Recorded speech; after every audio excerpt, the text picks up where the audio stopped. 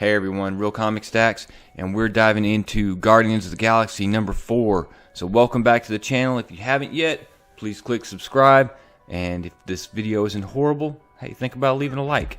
So just a quick rundown from issue 3. In issue 3, you saw Hela go after Annihilation and to retrieve Thanos' head.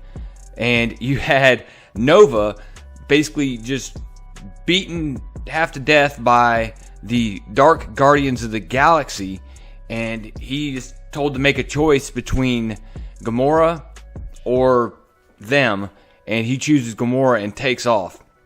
And then you also have Groot relieving Peter Quill of command of the Ryder.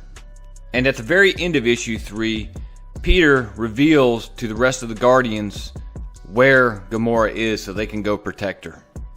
And where she went is Half-World. Apparently she's after Rocket Raccoon, which we still don't know what's going on exactly with that. But we get Gamora revealed. She opens fire on Beta Ray Bill, and so he immediately turns and chucks the hammer. Well, as the hammer's going back by, this is pretty awesome. She chucks some miniature grenades on the front of the hammer, so when Bill calls it back, he calls the grenades with it, and boom! He blows Beta Ray Bill away.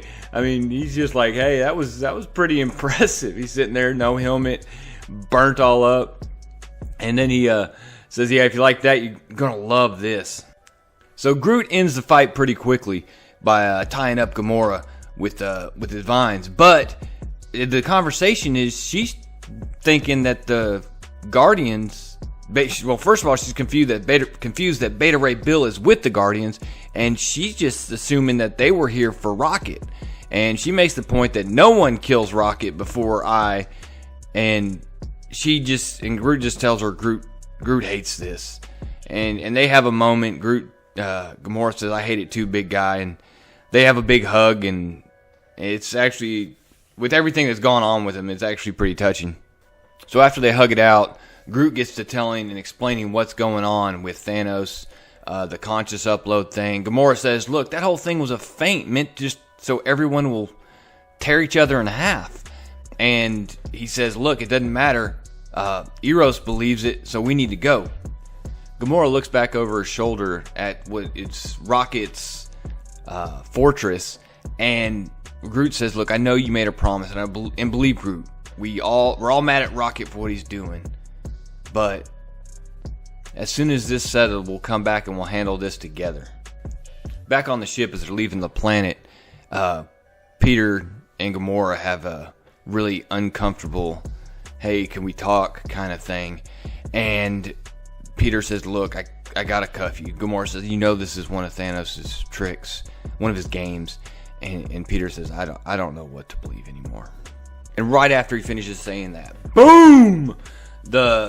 They believe they're under attack. They don't know what's going on. And then suddenly they realize that it's not an attack, but instead it's Nova. And he's warning them. He's saying, hey, look, they're coming. I have to warn.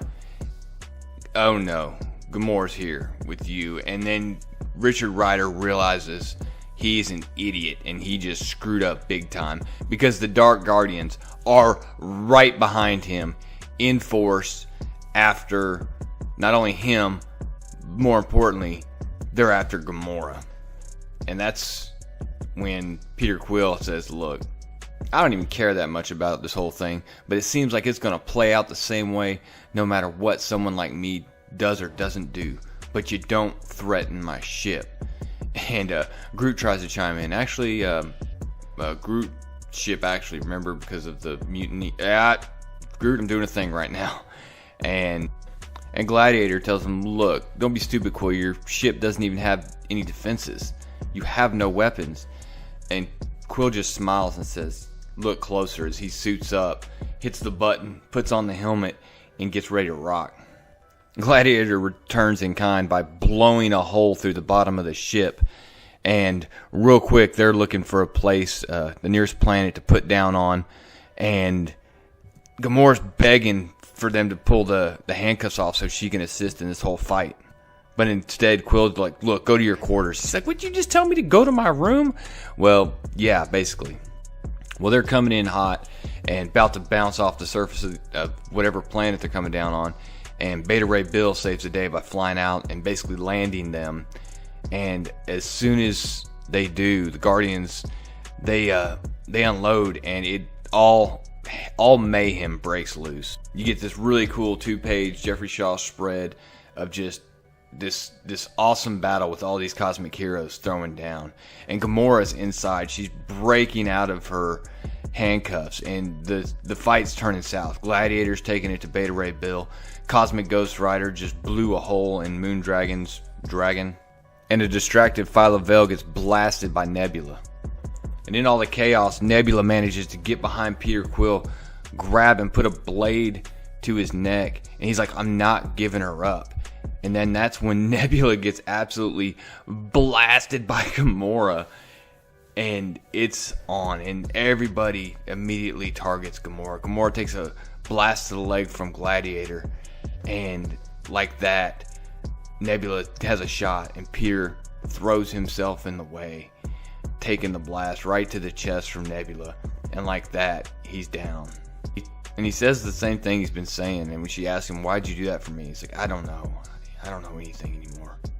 And you get this somber, just everyone sitting around as Gamora's sitting there holding Peter, and that's it. That's the end. The to be continued. You got a couple big questions walking away from this. The first one has to deal with Rocket Raccoon. What's going on with him? Is it possible that when the Infinity Stones split up, one of them went to him? Is that a possibility? Who knows? Still waiting to find that out, but that would be a very interesting reason for Rocket to be in seclusion like he is. The other one is, how many times are we going to kill StarLord? Because it seems like Jerry Dugan just killed him like a year ago in Infinity Wars. What is the hurry to get rid of StarLord here?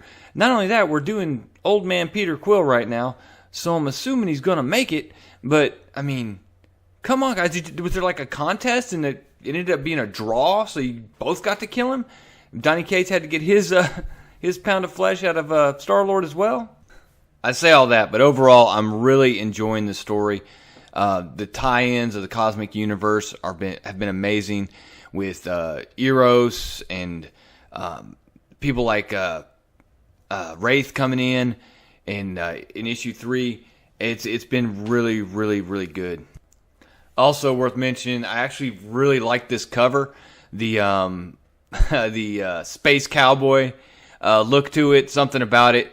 I really liked it, and even though it's got Cosmic Ghost Rider off there to the side, but he's not rolling with the good guys right now. So, going to be interested to see how this whole thing plays out, especially what's going on with Hela basically reassembling Thanos' body. Is she going to reanimate him, bring him back from the dead? She has his head now. So moving into issue 5, it should be interesting to see where we go with it, guys. As always, thank you for checking out the video. Make sure you're subscribed. Hit that like button for the video if you're still listening. And hey, comments. What do you guys think going forward? That's all. What do you think's going on with Rocket? What did Rocket do? I know he was in a tie-in over in the Avengers. Was it No Road Home? I know he was in that, but he wasn't. I don't think he was consistently in it. But I'll have to go back and check that out. But guys, tell me what you think below. That's all I got. Real Comic Stacks out.